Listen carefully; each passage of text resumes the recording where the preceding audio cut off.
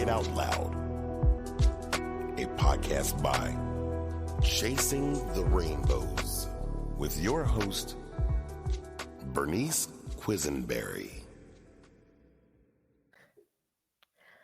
On this week's podcast episode, we are doing Parenting After Loss Out Loud Part 2. And in honor of March being Pregnancy After Loss Awareness Month, we chose to do this topic, and we invited back, of course, Michelle Valiukenas, who is the executive and co-founder of the Colette, Louise, Tisdahl Foundation, and just grateful that she came back on for us to continue our conversation from last week. So welcome back. Thank you so much, Michelle. Thank you so much for having me. I love having conversations with you, so glad to do it. So, yeah. Yes, I know. And we were talking before the pre-show just about different things with, parenting and, life. And it's just so wonderful to have you back on here to discuss like these so important topics that are not talked about enough in our society. Yeah, absolutely. For sure. Yeah. So, last time we got to hear your story. So for anybody that didn't catch it, please catch up on part 1. You get to hear all about Michelle, her foundation, her daughter, and her story. It's just beautiful.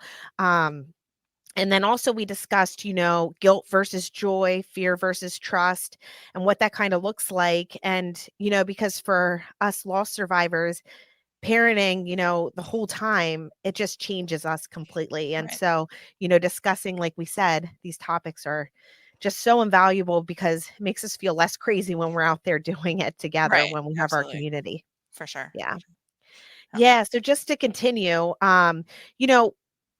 what's interesting is when we go through our losses, right, we feel like we're stuck in that time, like almost like stuck in that past of remembering our baby and, wanting to hold on to those memories. But then also when you have other children, like expanding your future, growing your future, and seeing what that future even looks like. Can you touch on like how, you kind of navigate that, Michelle? Yeah. Yeah. I mean, I think, I've often said that there is a part of me, right, that is still in that moment and that will probably never leave that moment. And so, it's still in those 9 days I had with her, still in the pregnancy I had with her, all of that. And so I think, kind of when we hear things of like a piece of us died, I think it's not so much that a piece of us died. I think a piece of us was left behind and left in that moment, right? And so you navigate this world where one of your children is not in it, or more than one of your children is not in it, and it's very strange to be in that, right? And we don't want to. We talked a little bit in the pre-show, and I think every lost parent has had this conversation with another lost parent, is you don't want your living children to suffer because they have a parent stuck in the past or that they're sort of in the past. And so you have to think about their future, right? You want them to, we all want to raise good kids who become, productive members of society, right? Like, and how we do it is all different, but like, that's what we all want to do. And how do you do that when you're also like, I want to bring this person that is a part of our family, I want to bring them with us. Yes. But they're not with us. And it's really a delicate balance of doing that. And I think it's just, trying to navigate that. And it's trying to navigate it. I mean, my son is almost 4. More recently, he's started to say things. So at night, if he says, good night to us, sometimes with a reminder, sometimes without, he'll say good night, Colette. And that's beautiful. And I love that. But, just a few months ago, there was one day where I was changing him and he was talking about a friend at school who has a sister and they're in the same school, just different age groups. And, he was talking about her sister. And I said, well, you have a sister. And he looked at me and he said, no, mommy, I don't. And, that felt like the world's worst, gut punch, right? Because it was like, what am I doing? What have I failed at? What am, all of this stuff that you go through as any mom goes through with mom guilt, right? Like mom guilt is real, it's a thing, it's hard. Gosh. And then you add on the lost mom guilt and it just felt so much worse, right? And then you have to step back and sort of say like, he was 3 at the time when he said that. And for him, he could see his friend who had a sister. And so he could see things like mom came and dropped off both kids, right? mom came and picked up both kids, those kinds of things. He could see that. And so it's Yeah. this like idea of this amorphous person that is part of your family, but how do you see that? And how Yes. do you recognize that? And how do you keep doing this in this very age appropriate manner while also having this like complete fear that we're messing our kids up, right? I Um know. and getting messaging from non-lost people that we are in fact messing our kids up, right? Um Right. and so, I can think of people who before Ellie was born saying, "You're not going to talk about Colette all the time, are you?" And me being like, yes, because if Colette was here, it would be insane for me to never talk about his older Yes. sister, right? Like Right. that's insane. Um, it would never happen, right? Right. And so it never occurred to me to not. Yeah. Um, but yet it's this weird concept that you're trying to introduce to children who may not be able to understand the difference of like, my friend has a sister and I don't have a sister, but I do have a Right. sister. And what does that mean? And so I think it's just very beautiful things that, we're trying to incorporate and trying to do. And I think also too, right, the other side of it too is not to hold our angel babies up to such a, put them on such a pedestal, right? Because Right. we haven't seen their faults, right? We haven't, Yeah. been annoyed by our angel babies, right? We haven't Right. had those days where it's like, would you just go to sleep? Or, anything like that. Yeah. We haven't had Yeah. those days, right? So we don't want to put them on such a pedestal that it's making our living children not live up to that. Because Exactly. they can't, right? Like it's a very Right. different kind of situation. And so I think that's all of that mix, right? And so it's just we talked about before this, and I've talked about this several times. We don't talk about the pregnancy. We talk about the pregnancy after loss, not as much as we should, but we do talk about it. Right. And then I feel it's kind of like you have the baby, and like pregnancy is over, and it's like, yeah, but you're a parent for the rest of your life. Yep. And how are you navigating all these? And how are these things changing as your kids grow and develop, right? And they're Yep. forming their own opinions and they're understanding the world. I mean, all of that I think is really important.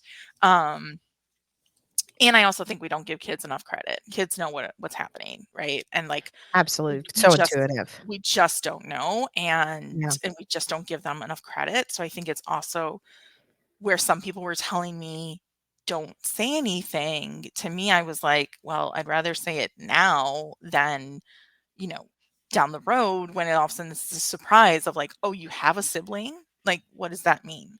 And and again, I mean, each parent, we're all doing our best, right? And so like Right. however That's you all we do it, can you do do. it, right? Right. However you can do it, you do it. But I think it's a difficult concept to do this. And it ebbs and flows, right? We have beautiful Yeah. moments where our children, our living children, remember our angel babies and bring them into our, world. And especially when we talk about our rainbows who, didn't even get to Yeah. meet our angels.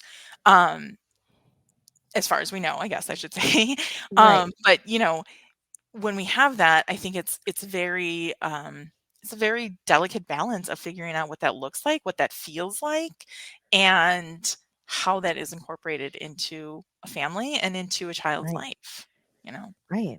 And you're so spot on, Michelle. There's like different things. For example, I wear a necklace with Brooke's feet prints on there. And I what's interesting is when I started to design the full sleeve tattoo that I have, to have like Brooke by my side all the time, I was like, I can't just incorporate because it was for her birth flowers. I was like, I just can't incorporate Brooke's birth flowers. Like I need to incorporate all my kids' birth flowers Right. because I love all of them and I always want them by my side. It's just interesting the dynamic of figuring out how to like mother and parent differently, our babies that aren't earthside versus the ones that are here. Right. And that dynamic and that balance, like you said, it really is a balancing act. And also like I think I question too a lot, like me bringing up Brooke and talking about her, is that affecting our 13-year-old, who lived, that experience with us? Or, will it affect our 2-year-old as we, and all those things. And I think like, are we doing this right? And that mom guilt, oh my goodness, I will just eat at you some days, Right. and we just, Like we started celebrating Brooke's birthdays, and we do that and release balloons and let them go because I feel like, the concept of thinking that they might reach her in heaven or wherever Right. you believe, babies go.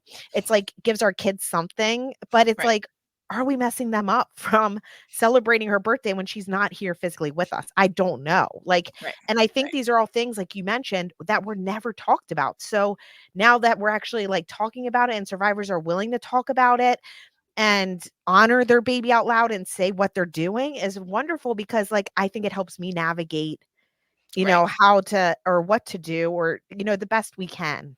Right. Yeah, no, and I think that's a great point, right? We don't have, there's so much of parenting that like we can go back to other generations, right? So whether it be Right. our parents or just Right. other people who have already raised kids who are older, um, we can go back to them on a lot of things, but there's just like this big hole when it comes to loss Yes. parenting Yes. because so many families were not talking about it, right?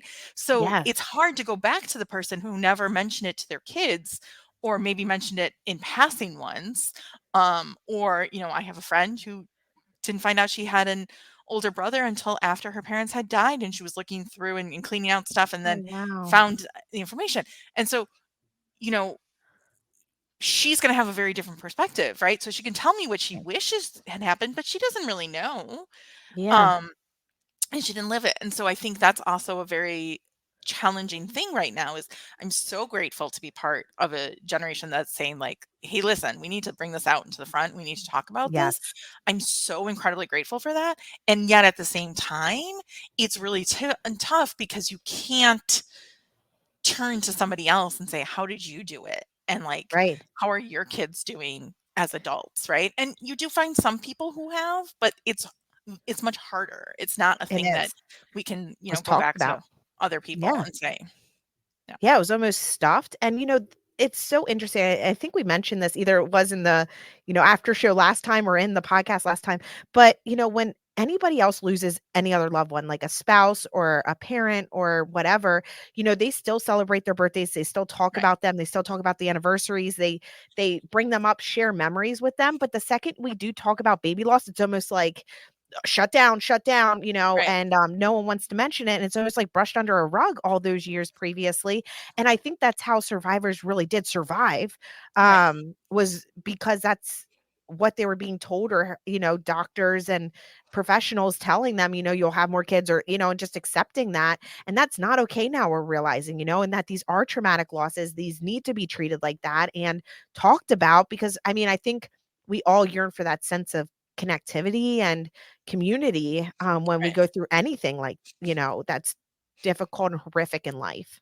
Right. Yeah, absolutely. Yeah, I mean, how do you just forget about one of your children? I mean, how do you I like, know. I right? know. And I mean, I've even known, parents who have difficult relationships with their kids, right? And for various reasons may not have a really strong bond with adult children. Right. Um, but still, they are parents. They worry Yes. about their kids, right? So Yes. like just because, Colette or Brooke or any, Right.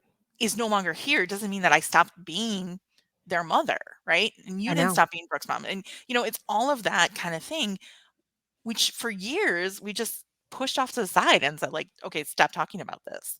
Right. Um and I think it's very hard. Right?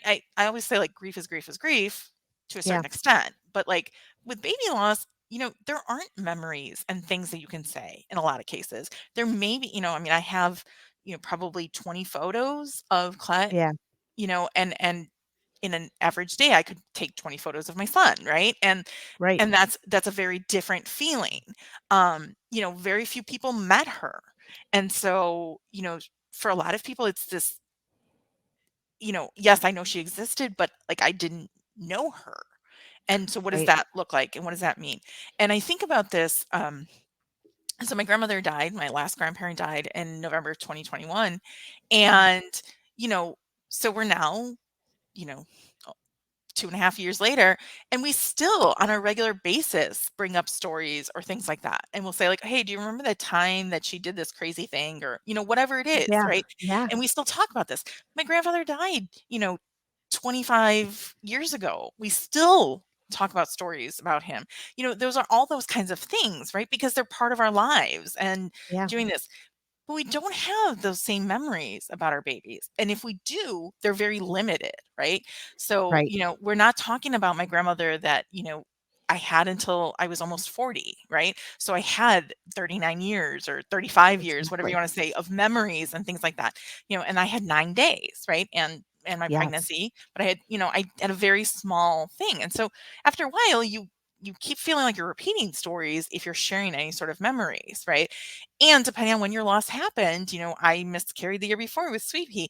I have very little. I mean, I was 7.5, 8 weeks pregnant, right? So I have some stuff that I can say, but I have very little of that. I don't have anything concrete. I don't even know if Sweet Pea was a boy or a girl, right? And so, Right.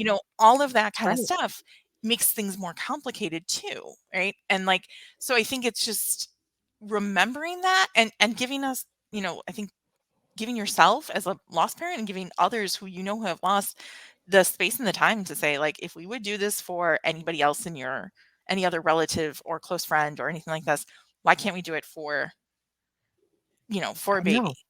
I It's the know. same thing, and it's so Yes. weird that, like, for all the things that we don't deal with grief well, we do actually know how to, like, hear people talk about their loved ones who have passed, right? We actually Right. do know how to do that. But once we enter into it's a baby, it's like we shut down, and I don't know what that is, Exactly. and it's I very know. strange.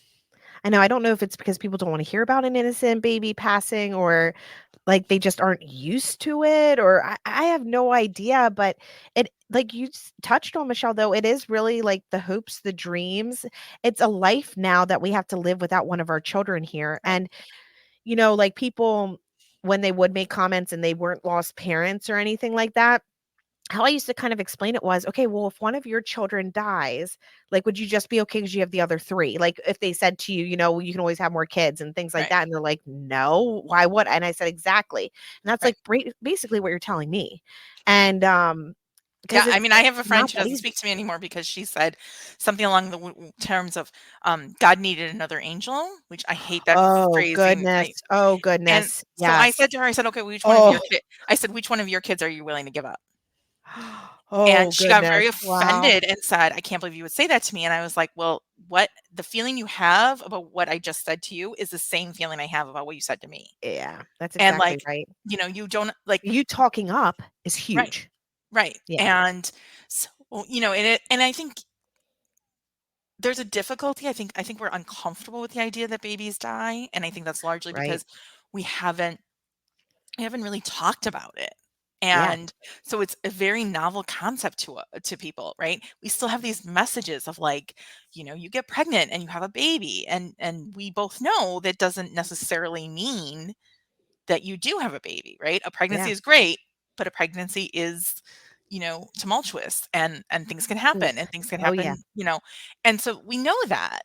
But like so many people don't know that because they weren't hearing this until recently. Exactly. And I think that that's a really vulnerable point that we all have is, we're bringing this up and you can see, I mean, I see people who immediately get like, oh my God, don't stop talking. Right. And I Yeah. see that all the time. Or people who it somehow becomes about them, right? Because, Right. and things like that. And it's Right. just, I think this is one area where we just have not talked about it enough. And I'm hopeful that, if we join and have this conversation 20 years from now, that we're not having as many of those effects because Exactly. people are really talking about and sharing their stories and sharing their babies. Right.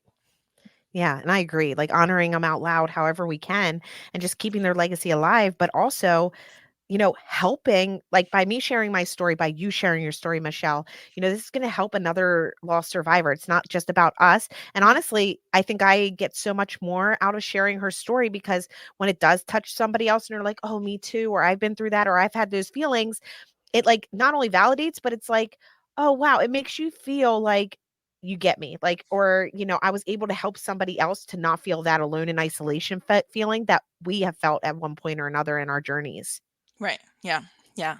And Absolutely. yeah. And I think the stories that we hear, I mean, even if we're not in that, I think of a very good friend of mine, the first time I met her at a support meeting, she talked about that, she lost twin girls, and those were her first, and Mm, she had a yeah. girl, and then she had a boy, and she talks about that when she found out she was having a boy, she had a lot of disappointment in that, right? Because she was pregnant with two girls, she was expecting two girls, and she had one, and then she really wanted that other one, and there was that feeling. And I was not at the time. I mean, it was a few months after Colette had died. We weren't pregnant. We were trying, Yeah. um, but I held that with me, right? That story stuck with me. And then, when we had an experience too, right? I had always envisioned two girls, and Yeah. so, you know. Colette, and when we found out we had a boy, I mean, there was some relief because it felt different. And there was also some real, like, mourning of Yes. not getting to be a girl mom in the way that I had thought I was, in the way that I should have, right? Yeah. Um, and so, remembering that story made it feel better. So I didn't have this guilt of like, is it that I don't want my son? No, Right. absolutely not. Right. But I Right. want them both. I want Exactly. all of my kids. And I Yes. think that that's really at the end of the day, what we're dealing with is we really want all of our children to be with us. Right. Exactly right. How normal of a thing for a parent to say, right? Yes. I want to have Right. all I of my just want all kids. my kids. Kids. Right. I mean, Jinx. Yeah. of course, like, Yes. and Yes. somehow we make this weird that I know. because I know. we can't, acknowledge that. And I think that's really important. And I think like this leads us into, remembering your baby who died versus attending to our living children, right? And you know what's interesting when you were saying your story about your friend and you and those feelings, when we got pregnant with our rainbow baby, it was a girl. And I had feelings like, is this going to replace Brooke? Right. And because I felt like if I was pregnant with a boy, I wouldn't feel that way and that Right. she would be our only daughter and we could, honor her or whatever that looked like. But like I dealt with those feelings too. Like, Hmm. is this replacing or is like that's how almost I felt from how our society treats this. Right. But it got in my head and I was like, am I remembering her and honoring our new baby on the way? And it's all, working through all of that. And then, parenting and, what does that look like? Right. Right. Yeah, absolutely. Yeah. I mean, Yeah. we didn't find out um sex with Colette until she was born. I knew with every ounce of my body that she was a girl, but we didn't Yeah. actually know. And we had planned to do the same thing with Elliot. And when we got to about 30-ish weeks, um, I finally turned to my husband and I said, I need to know because I need to process this either way because I knew Yeah. both were going to have a lot of emotions with them. And I need to process it 100%. before baby is here. Right. Yes. And, and I came and I explained all of that to him and he's, and I offered at the time, I said, listen, I will find out. I will process this. I will not say a word to you. I will not give you any indication. I know I can do this. And he was like, no, if one of us knows, both of us know. Like this is Yeah. like we're in this Exactly. together, right? Yeah. And I was like, okay. And so we did find out, but it was just because I needed that chance, right? Yeah. I couldn't imagine Elliot being born and then me deciding, me having to process that while also having my child and all the emotions that were going to come with that. Right. Oh, absolutely. And so I'm really grateful that we did this and we kept it very quiet. Very few people knew because we didn't want to like put all that stuff on it. But, to us, it was important to wait. Right. Yeah. We made it a point to wait with Colette. And we wanted to do the same thing with Elliot. And it was finally like, I needed to do this processing and figure this out before we had a baby. And, Oh, yeah. and I'm really grateful that I did that. And, but it was different. I mean, talk about all the things that change in pregnancy and parenting after loss, right? I had never Oh, thought I yeah. would be one to find out sex of a baby and just kind of wait. And I couldn't. I And, know. I what does know. that look like? So, yeah. I know it does change you because like those out of control feelings and all the feelings around, when our babies were born and then around their loss and, everything like I almost needed to know everything I possibly could moving Right. forward to feel like I had some sense of control over it, or I did have time to process everything and really think it through because in the depths of everything that happened with Brooke, the trauma, it was just overwhelming. And I was like, I can't have those same feelings and thoughts, be like that. Like I need time. Like time Right. takes time Yeah. and really, yeah, devote it Yeah. to it. Absolutely. Yeah. Yeah. Yeah. Agreed. Yeah. Yeah. So I think, something else too is like loving in a different way. Mhm.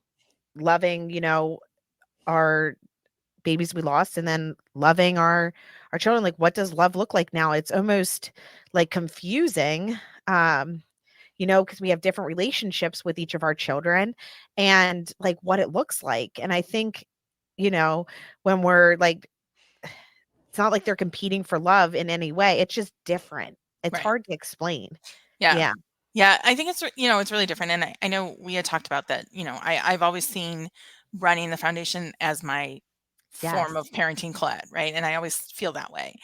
Right. Um, and, but, I remember saying at one point, having two kids, but one's not here is a way more complicated way to parent than having Oh, two yeah. kids, right? That So like, dynamic. Yep. if I have to if I'm going to cook dinner and I want to put both kids, to do something, I can't in that way, right? Hmm. So, I think of like my sister and I, right? We were two and like, two of us. And if there was Right. things my parents were doing, they could do things like put us down in front of the TV or put us to play a Yeah. game or something like that, right? Both of us together.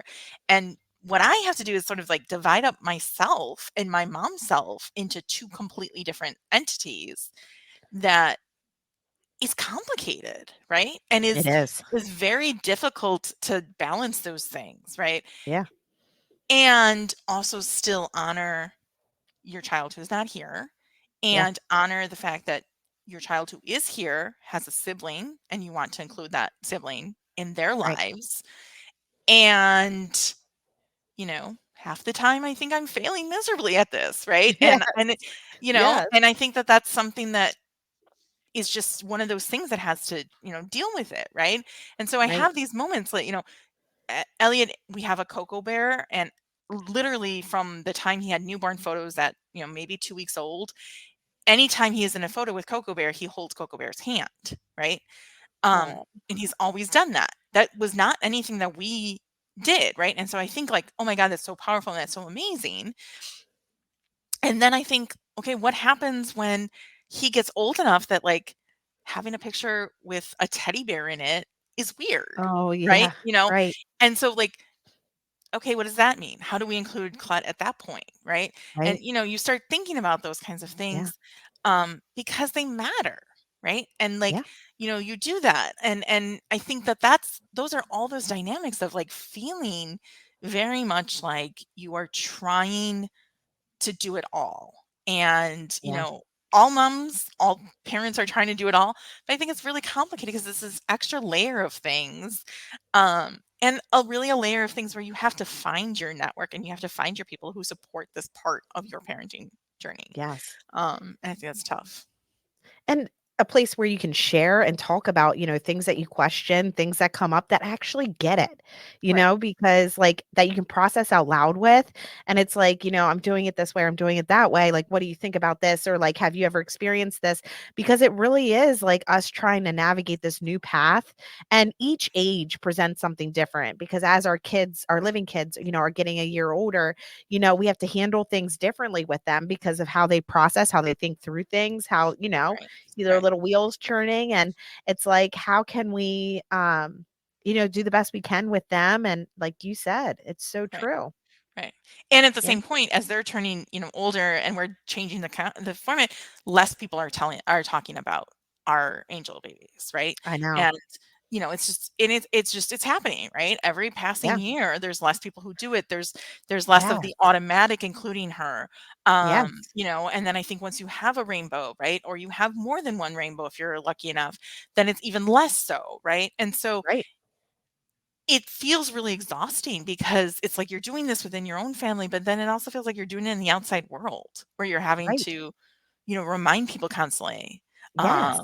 Even like, and my mom is very good at doing this, but when my sister announced she was having a boy, my mom turned to my dad and said, "Look at this. We had two girls and they have two boys."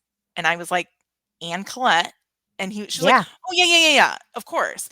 And I was like, "Yeah, but you didn't say that. You took it away." And like I understood what she meant and I Right. got it, but it was this whole thing where it was like But, in it that moment hurts. you kind of Yeah. forgot my other child and you forgot your other grandchild. And like that kind of stuff, I think is just, it's so exhausting, right? Parenting is Yes. exhausting. Parenting after loss is a whole other level of exhaustion. Yes. And, and I think that that's also part of the problem, that, we Agreed. see.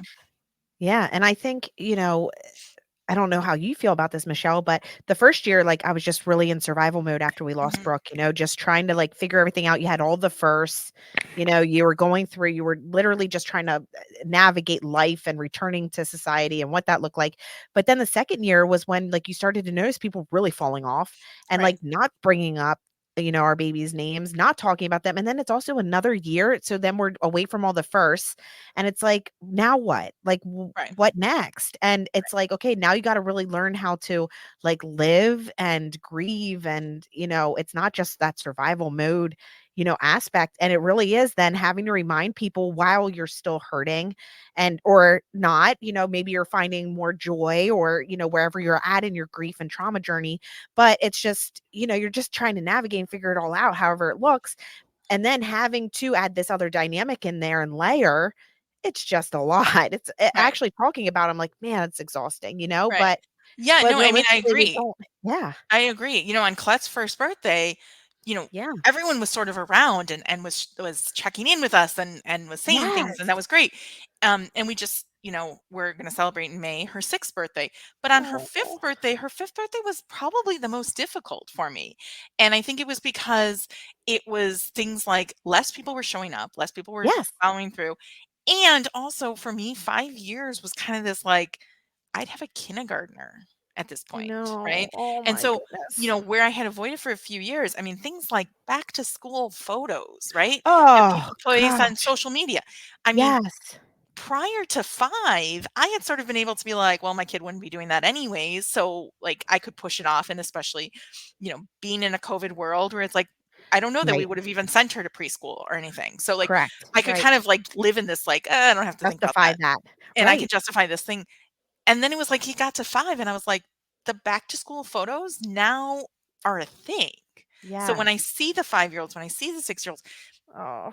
that should have been Colette, right? And Yes. so that's really hard. And it's strange to tell people that the 5th birthday was the hardest, right? Because people go, well, like, I mean, I think the kind of like overarching thing is like you move on, right? Okay, you did Right. this, now you move on. And so when you say like the 5th birthday was the hardest, a lot of people are like, "What are you talking about?"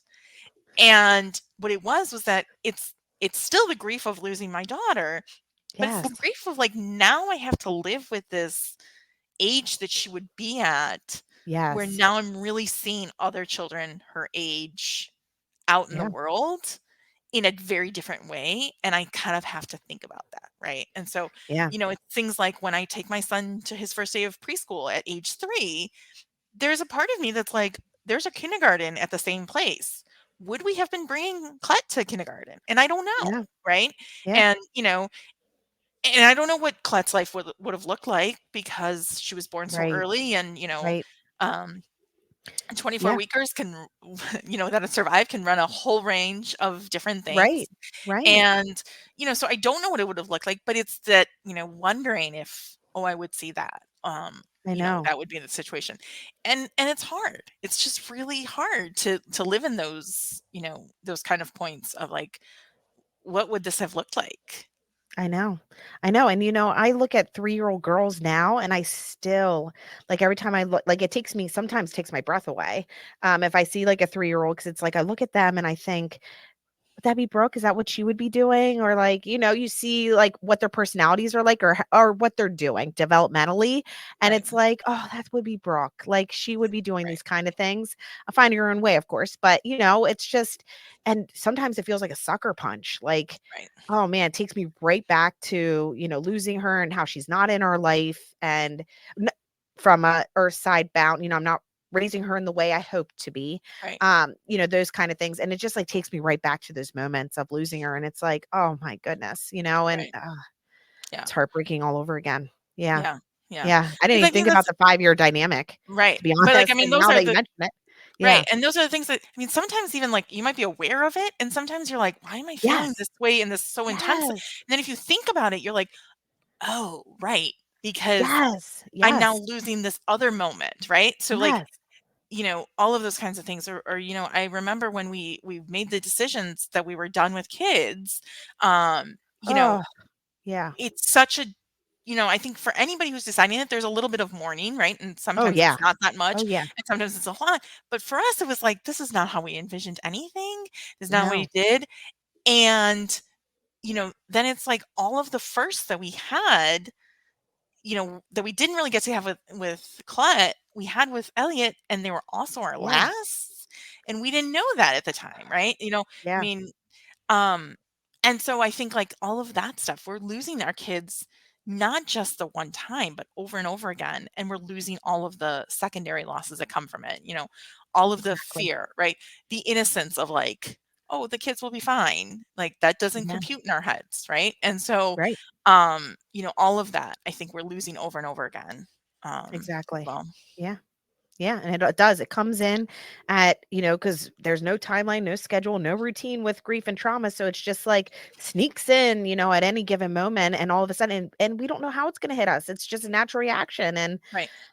oh, yeah, it's so Right. true. And, I think it's just remembering to like give ourselves grace and Mhm. gentleness, in those moments and realizing, this is a life that we did not see, because it's also, we've been envisioning having our families since we were little girls, Right. or little kiddos, and like having these babies. So like when it's not just, the pregnancy and then, losing our babies, but it's like all that we've been dreaming since we were little and what it looked like and all of those other things that come along with it that it affects everything. And then it's like making space for all of our babies in our lives Right. and really living that way, right, Michelle? Right. Yeah. Yeah. And honoring the parents. I mean, there's some grief of like, I don't know because I wasn't a parent before us. But I have I'm very relaxed in my parenting, and I'm very like, okay, messes will be made, they're fine. Oh, yeah. And that was Yeah. completely different than I thought I would have ever parented just based on my personality. And my husband, who was the, happy go lucky one and still is, right? He's much more like, oh, no, no, no, we got to follow these rules. And I'm like, all right, fine. And I think of like things like, just this morning, he went to go get Elliot, and Elliot had he has this big stuffed bee that he loves, and he wanted to take it downstairs. My husband's like, no, it doesn't go downstairs. It stays in your room. And I was like, just bring it downstairs with him. Who cares? Yeah. Right. And like, Yeah. that's a very different thing. Like, and so I sit there and I think like, in some ways that it was Yes. probably, helpful. And I do appreciate a lot of stuff that I am as a mom that helped. But like, also then too, right? We were talking before this. Every night before I go to bed, I have to go into Elliot's room and put my hand on his back and feel him breathing. Yeah. And if I don't do that, there's no way I would ever sleep, right? Right. And so, it's taking all of those things. And, I think it's exhausting to be a lost parent, right? It's exhausting Yes. to be a parent generally. Like Yes. listen, Yes. parenting is not for the weak. No, Um, that's right. but I think when you're adding in all these things, right? All the energy and all the time you spend worrying about, is my kid still breathing, right? Is Hmm. all of that stuff, right? Um, Anybody I think who is a lost parent who has had a kid who sleeps longer than they usually sleep in the morning, right? Most parents are like, "Woohoo!" Lost parents are like, "Is are Is they there something dead?" wrong? Yes. Like, and that kind of thing. And that's Yes. really hard to be in that and to have those like experiences of the moment of like, "Oh my god, what happened?" And then having to recover and be like, "Okay, this was just my trauma Yeah. causing this." But it's Yes. exhausting to be in that and to, It play is. those off. And yeah, I think it's really But I think tough. it does speak volumes though, because like I think we're able to recognize like the little things to let go of, like the messes, it doesn't bother us. It's the safety and health that Right. like and I know we touched on this last time too, like we can spiral so quick because we've lived it that like there's something wrong. And in like 2.5 seconds, like we go right to that. And it's because, we worry in those ways. It's just different levels of stress and emotions, than things that I would ever have thought that I would have worried about, versus, what I do. But I think it also puts it into like a practical realization too that like these things really don't matter in life, like them Right. making a mess, them spilling a drink, like us trying to let them be a little more independent by instead of using a sippy cup they get a big girl cup or a big boy Right. cup, and we let them use it. And then if they spill it, oh, well, like we'll clean it up. No Right. big deal. Right. But like realistically, and then the other things that we think about, it's like, oh yeah, because I'll Yeah. go down so many rabbit holes with that real quick. Right. Yeah. I always think of a friend of mine who tells a story of that, he was folding laundry and he realized a shirt of his that he really loved had gone through the wash with a sticker on it because his daughter, after Oh, loss, had put a sticker on him. Right. And oh, he's, at first there was this initial reaction of like, I love this shirt, whatever. And then he was like, but this is what we've wanted. This is what we went yeah, through all of this yeah. experience for. And so, like, you know what? It's fine. Like, I'll wear it. I'll Yeah, wear it. It's fine because I wanted this so badly right. that, like, I'm loving where I'm at right now. And I think that that's really true. And I It think of that is. all the time, right? It is. You know, I have a boy who is, messy and crazy and wild and all that. And I Yeah, love it all. And yeah. and it's embracing all of that because we fought to get here and we went through a lot of Yeah. things to get to this place. Yes, you I did. think that's really important. So, Oh, and thanks for mentioning that, Michelle. Yeah, and thank you so much for being on sure. here, for talking through, this difficult but so important and imperative topic, for our listeners and our survivors out there. And I just can't thank you enough for coming on. So thank Of you. course. I always love talking to you. So thank you for having me. Absolutely. Absolutely. So thank you so much for tuning in, everyone. And please follow and subscribe to our podcast to help us reach, more survivors so we can all come together and feel that connection. And we are always with you, baby loss survivors. Until next time. Thank you.